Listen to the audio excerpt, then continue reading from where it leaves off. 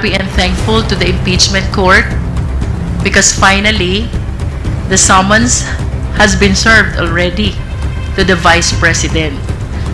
And as I have stated, this only shows tuloy na tuloy ang impeachment trial. Ito na nga, Congresswoman Jinky Luistro gustong ipatuloy ang impeachment trial ng Vice Presidente kahit ibinasura na ito ng Senado. Pero bago ang lahat, maaari kayong mag-subscribe para maging updated sa mga issue at bagong mga balita. Pinasalamatan nga ni Jinky Luistro ang pagbibigay ng sumo ng Senado sa Vice Presidente ng bansa upang harapin ang impeachment trial. Ayon kay Luistro, ay tuloy talaga at di magwi-withdraw ang Kamara sa inihaing impeachment case. Pero Senado, nakapagdesisyon ng ibasura ang kaso at ibalik ito sa mababang kapulungan ng Kongreso. Narito ang buong detalye. Good afternoon. Maraming salamat po for waiting. Pasensya na po, I know that all of you waited for this moment when the prosecution panel will finally give their comment to what happened last night in the Senate. Well, first of all, we welcome the impeachment court's service of summons to the Vice President. Apparently, the jurisdiction over the person of the respondent has been acquired already. She has a period of 10 days to answer. That is non-extendable. And we hope that all issues which are being raised in the impeachment court will be tackled as well in the answer of the Vice President. So finally, the people of the Philippines will see from the answer of the Vice President what her defenses are. Isa lamang po ibig sabihin nito, yung pag-acquire po ng jurisdiction ng impeachment court sa ating respondent kay Vice President Sara Zimmerman Duterte, it only shows na tuloy na ang impeachment trial. No one can stop this anymore because jurisdiction has been acquired already by the impeachment court over the person of the respondent. Now, with respect to the action of the Senate last night, the impeachment court requiring us to issue a certification about the compliance with the Constitution with respect to the filing of the impeachment complaint, as well as the second order, and that is for the 20th Congress to confirm whether we will pursue this impeachment complaint. Medyo ang prosecution panel po ay nalalabuan dito sa naging order ng impeachment court kagabi. So we resolve to seek the clarification of the impeachment court. With respect to the first order, about the certification pertaining to our compliance with the Constitution in filing the impeachment complaint, we maintain our position. Sumunod po kami fully and strictly to the requirements of the Constitution. We did not violate the one-year prohibition rule. With respect to the second order, it is impossible to be complied with because, first of all, 20th Congress doesn't exist yet. Tayo po ay nasa ika-labing-siyam na kongreso pa lamang. Mag-a-adjourn pa po And we will be looking forward na mag-convene naman ang pa-20 Kongreso ng Pilipinas. That will be on July 28, simultaneous with the SONA. I wish to add, nakatanggap po tayo ng liham, or should I say, nakakita ng liham from the social media that the anticipated presentation of the articles of impeachment is canceled. Ang sabi po ng ating presiding officer ng impeachment court, the referral of the verified complaint to the impeachment court mooted already the presentation and the reading of the articles. This will be part of the clarification that we will be seeking from the impeachment court, sapagkat batid po natin na itong presentation ng articles ay bahagi ng Senate Rules on Impeachment, and we seek the guidance, we seek the enlightenment of the impeachment court so we can properly comply to the order that they issued last night. Finally, we wish to take advantage of this opportunity upang pasalamatan po ang taong bayan. Sa lahat po ng sumusuporta sa prosecution panel, sa House of Representatives, we had a mass this morning attended by different civil society groups. May mga nakasama po tayo religious leaders and even victims of EJK. Maraming salamat po.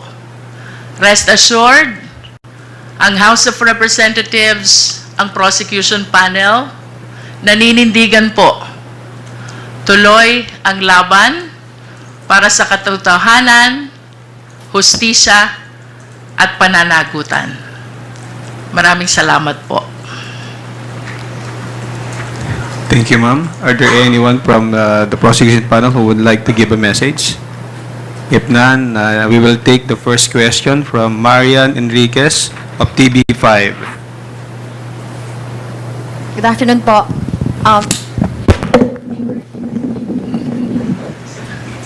Excited din yung mic. Ma'am, thank you, Kong Jinky, and to the rest of the prosecutors want to answer. Meron na po bang update kung natanggap na po ba muna natin itong received copy ng articles, yung pinababalik po na articles of impeachment? Meron na po ba?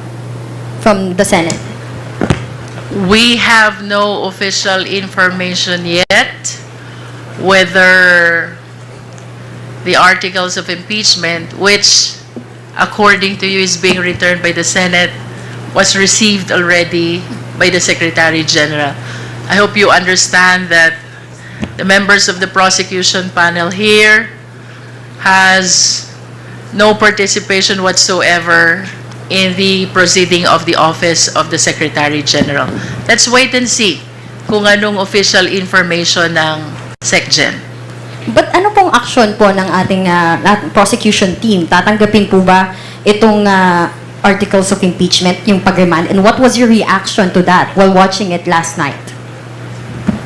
Well, in my opinion, as one of the member of the panel of prosecutors, to give way to the clarification which we want to seek from the impeachment court, I would defer receiving the articles of impeachment from the Senate, including whatever orders they will be transmitting to us. This is not disobedience. Definitely, ang gusto lang po natin mangyari is to seek guidance and enlightenment first so we can properly comply with the order of the impeachment court. When you say you would like to seek guidance, may coordination na po ba with the Senate? Ano po yung ginagawa nating pag-usap sa kanila para maliwanagan po tayo doon sa mga orders nila? We will be drafting the necessary motion seeking for clarification of the order which they issued last night. So nakita po kasi namin kanina si Sergeant at Arms ng Senate kanina and hindi nga wala pa pong nag-receive ng copy. So technically hindi po muna tatanggapin ng Kamara ang pagbabalik ng articles of impeachment and magpapasa po muna tayo ng tama ba, ma'am? Yes, to give way to our efforts to clarify first the order. In my opinion, I would defer receiving the articles of impeachment, including the order issued by the impeachment court. Excuse me. Yung tatanggap ng order po dito, kung mayroon man, ay ang Office of the Secretary General. Hindi po namin alam kung ano ang magiging action ng Secretary General. Pero kung tanggapin niya, doon po kami magde-decide. Be that as it may, kami po ay naniniwala na ang power to initiate ng impeachment complaint ay nasa House, lalo na pag pinirmahan ito, in-endorse ng isang congressman at pinagbutuhan sa plenaryo.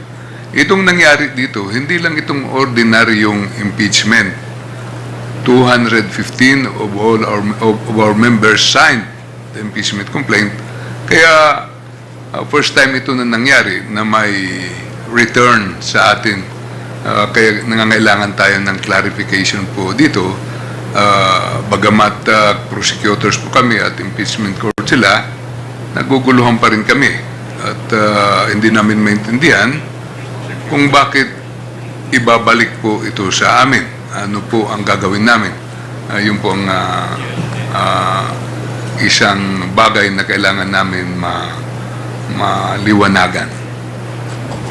Sir, second to my last question na lang po. Some legal experts po are saying na instead of following the Constitution, itong mga senators po natin, they're creating legal issues po. And will you challenge this po ba? Itong ginawa po ng Senado sa Supreme Court, itong pag-remand, is this abuse of discretion na po ba?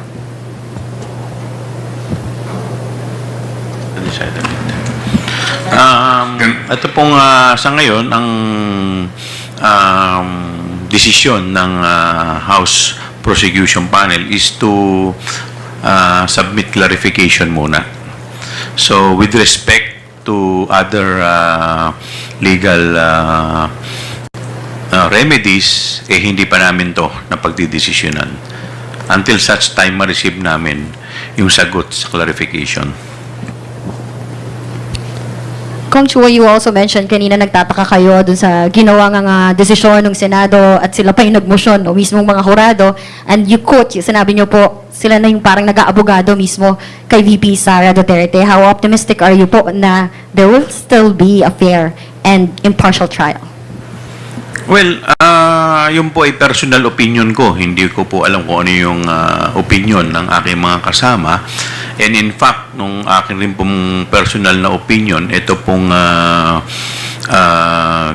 ginawa na pagbalik sa amin ng articles of impeachment ay sa aking paniniwala ay unconstitutional. Dahil wala naman po ito excuse me, wala naman po ito sa kanilang kapangyarihan, at ito po ay inaasahan natin na kung meron man mga motion na gagawin, ang gagawa po nito ay yung sa defense. Kaya yun po ay aking personal na opinion.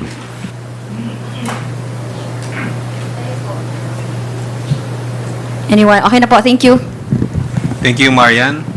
Isa Ubentanyo Umali from GMA-DCWB. You're recognized. Isa. Lumabas. Report. Big Sumintak from Net25. Magandang hapon po. May we know now kung ano na ang status ng article of impeachment in your point of view na kagabi po ay dinicide nga po ng impeachment court na mayroong mga nakita silang mga procedural lapses and constitutional question doon sa 7 article of impeachment kasi pinoint out din nung mga nagsulong ng motion, particularly Senator Alan Peter Cayetano, yung first, second, and third impeachment.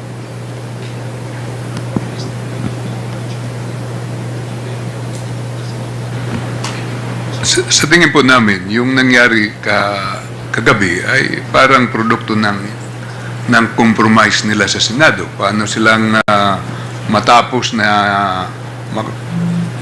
matapos yung usapin. Pero sa kabuuhan ay tuloy ang impeachment, ang proceedings, ang trial. Kasi pinasagot na po yung ating Vice Presidente at binigyan siya ng 10 days to answer. Ibig sabihin, buhay na buhay dahil pag sumagot ng ating Vice Presidente ay matutuloy na. Bagamat, nandun na tayo sa period na patapos na ang 19th Congress at magsisimula na yung 20th Congress. Sa amin naman, may gusto silang hinging certification. Palagay ko po gusto lang nilang makasiguro, pero makikita po natin kung masatisfy kami sa hinihingi nila, wala namang problema nga yun. Parang certification requirement lang. At any rate, it is presumed that our duty has been, there's the presumption of regularity in the performance of official functions. Lahat ng nasa gobyerno, yan po ang presumption, at maliwanag ito na 215 na nag-endorse sa impeachment complaint. So, ang take namin, tuloy po ito. Sir, in your point of view as prosecutors, particularly Congressman o Woman Luis Tromam, na nag-acquire na ng jurisdiction yung impeachment court dahil pinadala na ng summon ang respondent. Pero hindi kaya yung summon na yon pending the action of the Senate last night na kine-question nila yung regularity ng article of impeachment, hindi kaya yun magamit ng depensa para questionin nila na anong sasagutin nila doon sa summons? Well, in fact, the article of impeachment was remand to the House of Representatives. Under the rules, and even in ordinary courts, not just the impeachment court, yung service ng summons, that triggers acquisition of jurisdiction. And that is why I said earlier, we welcome this development. Bagaman naguguluhan po kami dun sa order kagabi, we are happy and thankful to the impeachment court because finally, the summons has been served already to the Vice President. And as I have stated, this only shows tuloy na tuloy ang impeachment trial. I wish to believe na yung hinihinging certification ng impeachment court is only a clarification or perhaps affirmation ng naging compliance ng Senate when we filed the impeachment complaint. But I wish to humbly invite the attention of the people to the ruling of then Presiding Officer Juan Ponce Enrile.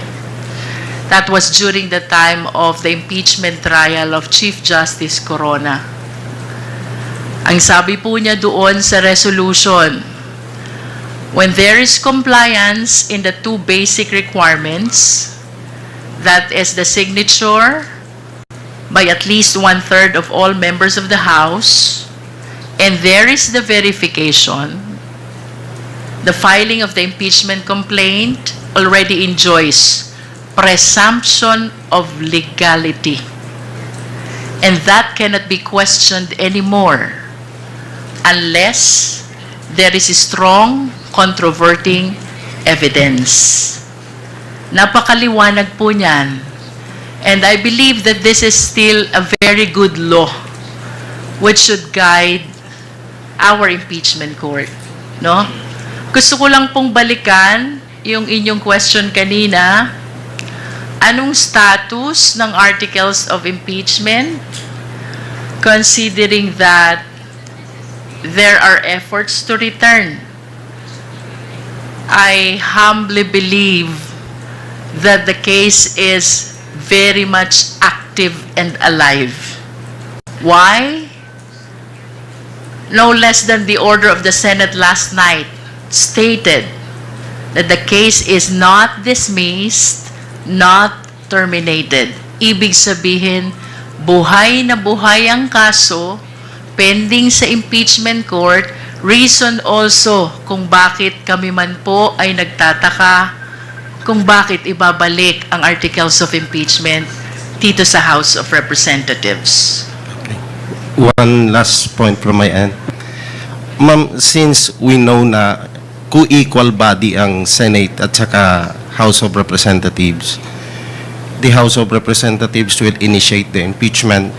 The Senate will be the trial court. Since na kine-question nila yung legality or the constitutionality of the impeachment complaint or article of impeachment, hindi ba ito isang insulto sa co-equal body? Yun, isa rin po yun sa aming pinagtataka dahil normally po, ang magtatanong po niyan o magko-question niyan, yung mga abogado ng respondent. Kaya nga po kami po naniniwala na